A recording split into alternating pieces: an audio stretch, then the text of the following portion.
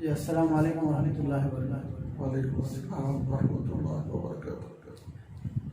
جی الحمدللہ مولانا، یہ جو مبارک مہینہ ہے ماہ ربیع الاول، یہ حضور صلی اللہ علیہ وسلم کی جو ہے پیدائش کا ولادت کا مہینہ ہے۔ اس تعلق سے سیرت النبی کے عنوان سے حضور صلی اللہ علیہ وسلم کی زندگی، آپ کی ولادت کے باصعادت کے تعلق سے بسم اللہ الرحمن الرحیم، نحمدہ ونصلی علی رسولہ الکریم، اما بعد، اعوذ باللہ من الشیطان الرجیم، بسم اللہ الرحمن الرحیم، وما ارسلناک الا رحمۃ للعالمین، صدق اللہ العظیم۔ محترم سامعین، چنانچہ اس وقت میں امت میں سنت والے اعمال کم ہیں اور خرافات اور بدعات جن کا دین سے کوئی تعلق نہیں، ایسی بہت سی چیزیں شامل ہو گئی۔ چنانچہ آج کے اس نشست میں جو سیرت کے عنوان پر اللہ تعالیٰ نے انسانوں کو ہمیشہ کے لیے پیدا کیا، جتنی مخلوقات ہیں سب کو جو ہے فنا ہے، بقا کسی کے لیے نہیں ہے سوائے انسان کے لیے۔ انسان کا اصل جو مقام ہے جنت، اور وہاں پہنچنے کے لیے صحیح راستے کی ضرورت ہے۔ اس کے لیے ضرورت ہے رہبر کی اور رہنمائی کرنے والے کی۔ تو اللہ تعالیٰ نے اس کا انتظام فرمایا کہ اپنی مخلوقات میں سے انسانوں میں اللہ نے رہبر منتخب فرمایا، جسے ہم نبی کہتے ہیں، پیغمبر کہتے ہیں۔ اچھا، ایک بات آپ حضرات کے علم میں لانے کے لیے کہتا ہوں، بعض جگہ لوگ کہتے ہیں نبی، بعض لوگ کہتے ہیں رسول۔ ان دونوں میں تھوڑا فرق ہے۔ نبی کہتے ہیں اللہ کی طرف سے احکامات پہنچانے والے، چاہے ان کے پاس نئی کتاب آئی ہو اور نئی شریعت آئی ہو یا نہیں، پہلے کے نبی، پہلے کے شریعت پر عمل کرنے والے، تو ان کو تو نبی کہیں گے۔ رسول کہتے ہیں ایسے نبی اور پیغمبر کو نئی شریعت ملی اور نئی کتاب دی گئی، ان کو رسول کہتے ہیں۔ اتنا قرآن میں ذکر ہے، آمن الرسول بما انزل الیک، کہ جتنے رسول آئے سب پر ایمان ہے۔ پھر دوسری جگہ فرمایا لا نفرق بین احد من رسلی، جتنے پیغمبر آئے ان میں سے کسی کی ہم تفریق نہیں کرتے، سب پر ایمان لاتے ہیں۔ اللہ نے قرآن میں تعداد نہیں بتائی، البتہ بزرگان دین نے، علماء نے کہا ہے کہ 1,24,000 نبی اور پیغمبر دنیا میں آئے۔ سب سے پہلے پیغمبر حضرت آدم علیہ السلام ہے، وہ انسانوں میں بھی سب سے پہلے ہیں اور نبوت کے اعتبار سے سب سے پہلے ہیں، اور آخری نبی ہمارے اور آپ کے پیارے نبی خاتم المرسلین محمد رسول اللہ صلی اللہ علیہ وسلم آخری نبی۔ تو یہ تاریخ کے تعلق سے ربیع الاول میں آپ صلی اللہ علیہ وسلم کس دن جو ہے دنیا کے اندر تشریف لائے، اس تعلق سے کوئی روشنی ڈالیں۔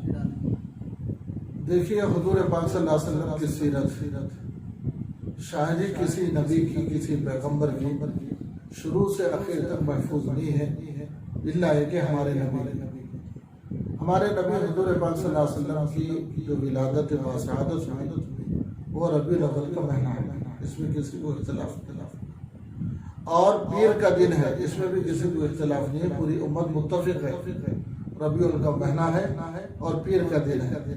اب رہا ہے کہ تاریخ پیدائش کون سی تاریخ میں آپ کی ولادت ہوئی، اس میں اختلاف ہے۔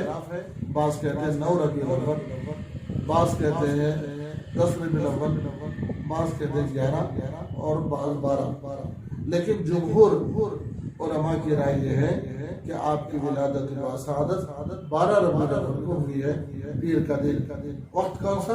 صبح صادق کا وقت۔ اس وقت حضور صلی اللہ علیہ وسلم کی پیدائش جو تاریخ 12 ربیع الاول ہے، اس کو جو ہے عید کا دن بعض علاقوں میں منایا جاتا ہے اور اس کو کہا جاتا ہے عید میلاد النبی۔ اس طرح کا کہنا اور اس طرح کا منانا کیسا ہے؟ بہت اچھا سوال محترم نے فرمایا، وہ یہ ہے کہ حضور پاک صلی اللہ علیہ وسلم کی پیدائش یقیناً خوشی کا موقع ہے کہ آپ جب دنیا میں تشریف لائے تو پوری دنیا کفر و ضلالت کے ماحول میں تھی، اندھیرا چھایا ہوا تھا اور ایمان کا نور، توحید کا نور نہیں تھا۔ ایسے وقت میں حضور پاک صلی اللہ علیہ وسلم کی ولادت ہوئی اور یہ خوشی کا موقع ہے۔ لیکن آپ کی ولادت کے بعد ہر سال 12 ربیع الاول کو میلاد النبی یا عید میلاد النبی کے طور پر منانا، یہ حضور پاک صلی اللہ علیہ وسلم کی حیات میں نہ ثابت ہے اور نہ کسی صحابی نے اپنے دور میں اس کو عید میلاد النبی کے طور پر بنایا ہے، اور نہ اس موقع پر جو عید میلاد النبی کے نام پر جو خرافات اور بدعات اور طرح کے جو رسم اور رواج کیا جاتا ہے، اس کا کوئی تعلق نہیں ہے۔ یقیناً ولادت حضور پاک صلی اللہ علیہ وسلم کی خوشی کا موقع ہے اور حضور صلی اللہ علیہ وسلم کی پیدائش پر، لیکن اس طرح میلاد منانا اور اسے عید کا نام دینا اور اس پر طرح کے رسم و رواج کرنا، اس کا اسلام سے کوئی تعلق نہیں۔ عید کے جو امور جو منائے جاتے ہیں، نیا کپڑا پہننا اور جو ہے اس دن گھروں میں کچھ خاص قسم کا کھانا وغیرہ بنانا اور جو ہے سب لوگوں کے ایک جگہ جمع کر کے اور حضور صلی اللہ علیہ وسلم کی تعریف میں کچھ نعتیں وغیرہ پڑھنا، اسی دن کو خاص کر جو ہے حضور صلی اللہ علیہ وسلم کے فضائل بیان کرنا، ایسا کوئی عمل کرنا کیسا ہے؟ نہیں، عید میلاد النبی کے نام پر 12 ربیع الاول کو اس طرح کی مجلسیں منعقد کرنا اور یہ سمجھنا کہ یہ جو ہے ہم عید میلاد النبی کی خوشی میں کر رہے، اس کا جو ہے اسلام سے، سیرت سے کوئی تعلق نہیں۔ خاص متعین کر کے اسی دن اہتمام نہیں کرنا چاہیے۔ اب رہا یہ کہ بغیر کسی اہتمام کے آپ جب چاہے حضور کی مدح سرائی میں اور جو ہے حضور کی سیرت میں اور حضور کی شان میں آپ نعتیہ جو ہے مشاعرہ کر لیں، سیرت کا کوئی عنوان دے کر جلسہ کر لیں، کسی عالم دین کو بلا کے حضور کی سیرت سن لیں، اس کی تو گنجائش ہے، لیکن عید میلاد النبی پہ 12 ربیع الاول کا ایسا اہتمام درست نہیں۔ اور بعض جگہوں پر دیکھا جاتا ہے کہ عید میلاد النبی کے عنوان سے اس دن جو ہے جلسہ بھی رکھا جاتا ہے اور اس دن جو ہے جو مسلمان جو علاقے کے جمع ہوتے ہیں تو ان لوگوں کو جو ہے ایک جگہ جمع کرنے کے بعد تھوڑی دیر سیرت کے اوپر بات ہوتی ہے، پھر جو ہے سب کو جمع کر کے نفل نماز صلاۃ التسبیح جو ہے جماعت کے ساتھ پڑھائی جاتی ہے۔ تو اس تعلق سے دین اسلام کیا کہاں تک اجازت دیتا ہے؟ جماعت کی جو نماز ثابت ہے وہ فرائض کے حد تک ہے، اور وطر بھی رمضان شریف میں حنفیہ کے نزدیک ہے، ورنہ نفل نماز کے لیے جماعت نہیں، نفل نماز کے لیے جماعت نہیں۔ عید الفطر، عید الاضحیٰ یہ بھی واجب نماز ہے، اور رمضان میں جو 3 رکعت وطر پڑھی جاتی ہے یہ بھی واجب نماز ہے، بقیہ فرائض۔ نفل نماز کے لیے جو ہے اہتمام اس طرح کا کرنا اور خاص طور پر صلاۃ التسبیح کے نام پر کسی مخصوص رات میں جاگنا اور پھر اس طرح اجتماعی نماز پڑھنا، یہ درست نہیں۔ حضور صلی اللہ علیہ وسلم کے پیدائش کے ولادت کے تعلق سے جو معجزات ظاہر ہوئے، جو قرآن اور حدیث کے ذریعے سے علماء کرام نے ہم نے سنا ہے، اس تعلق سے ہم روشنی ڈالیں۔ حضور پاک صلی اللہ علیہ وسلم کی پیدائش سے پہلے آپ کی دنیا میں تشریف لانے سے 40 دن پہلے زمین پر ایک واقعہ پیش آیا جس کا تذکرہ قرآن میں بھی آیا کہ ابرہہ ایک بادشاہ گزرا ہے، وہ یہودی تھا اور اس کے دل میں خیال آیا کہ پوری دنیا سے لوگ مکہ مکرمہ کو آتے ہیں، وہاں اللہ کا گھر بیت اللہ ہے جس کا طواف کرتے ہیں، تو اس نے نیت خراب کی، کہا کہ میں اس گھر کو گرا دوں گا۔ اس سے پہلے اس نے اپنے علاقے میں یمن میں بہترین گھر بنایا اور اعلان کر رہا ہے کہ اگلے سال حج پر لوگ آئے لیکن نہیں پہنچے، تو اس نے سوچا کہ اس گھر کو منہدم کر دینا چاہیے۔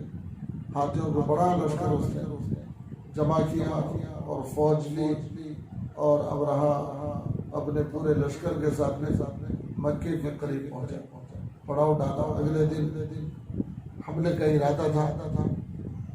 اس نے اور اس کے فوج نے مکے والوں کے کچھ جانور قبضہ کر لیے تھے، جس میں ابو طالب کے والد عبد المطلب جو اس وقت بیت اللہ کے متولی بھی تھے۔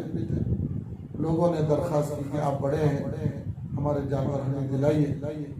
عبد المطلب گئے، لوگوں نے آپ کا تعارف کروایا ابرہہ سے، یہ بیت اللہ کے متولی ہیں اور کعبۃ اللہ کے ذمہ دار ہیں، مکے کے بڑے آدمی ہیں۔ اس نے استقبال کیا۔ عبد المطلب سے پوچھا کیسے آئے؟ تو انہوں نے جواب دیا کہ ہمارے کچھ جانور تمہارے فوج نے اور تمہارے لوگوں نے قبضہ کر لیا، اسے چھڑانے کے لیے آئے۔ ابرہہ نے کہا آپ کو معلوم ہے کہ ہم لوگ کیوں آئے؟ ارے کعبے کو ڈھانے کے لیے آئے۔ پھر اس نے پوچھا کہ تم اس کے بچاؤ کے لیے کچھ نہیں کرتے؟ تو عبد المطلب نے کہا جانور ہمارے ہیں، ہم اس کے محافظ ہیں، کعبۃ اللہ یہ اللہ کا گھر ہے، اللہ اس کا محافظ۔ اگلے دن آپ اپنے ساتھیوں کے ساتھ پہاڑ پر چلے گئے اور ابرہہ بادشاہ آیا اور کعبۃ اللہ کو ڈھانے کا ارادہ کیا تھا۔ اپنی سواری پر سوار ہوا، اللہ نے چھوٹے چھوٹے پرندوں کو ابابیل کی شکل میں بھیجا اور ہاتھیوں کے سلسلے کو ختم کر دیا اور ایسا انہیں بھوسا بھوسا کر دیا جیسے قرآن پاک نے فرمایا کاس فی معقول۔ اور قیامت تک کے لیے اللہ نے قرآن پاک میں ایک صورت مستقل اتاری۔ علماء کرام کہتے ہیں حضور پاک صلی اللہ علیہ وسلم کی تشریف آوری سے پہلے اللہ نے آپ کی قدرت اور اپنے جو ہے کرشمے کو ظاہر فرمایا کہ اس بستی میں اپنا محبوب بندہ بھیجنے والا ہوں۔ بعض روایتوں میں آتا ہے کہ جب آپ کی والدہ حضرت آمنہ حاملہ تھی تو انہوں نے خواب دیکھا کہ ان کے بطن سے نور نکلا اور جو ہے وہ آسمان کی طرف پھیلا اور پوری دنیا میں پھیل گیا۔ یہ خواب دیکھا۔ ایک مرتبہ حضرت آمنہ یہ بھی دیکھا کہ کسی کہنے والے نے حضرت آمنہ سے کہا کہ یہ بچہ جس کے ساتھ تمہارا ملا وہ بھی ہے، یہ بہت بڑا بننے والا ہے اور اس کا نام احمد رکھو۔ اس طرح کی بشارتیں بہت سے لوگوں کو بھی ملی اور حضور پاک صلی اللہ علیہ وسلم کی والد ماجدہ کو ملی ہے۔ اس طرح جو ہے حضور صلی اللہ علیہ وسلم کی دنیا میں تشریف لانے سے پہلے بہت سے کرشمے اور بہت سی جو نشانیاں ظاہر ہوتی ہیں۔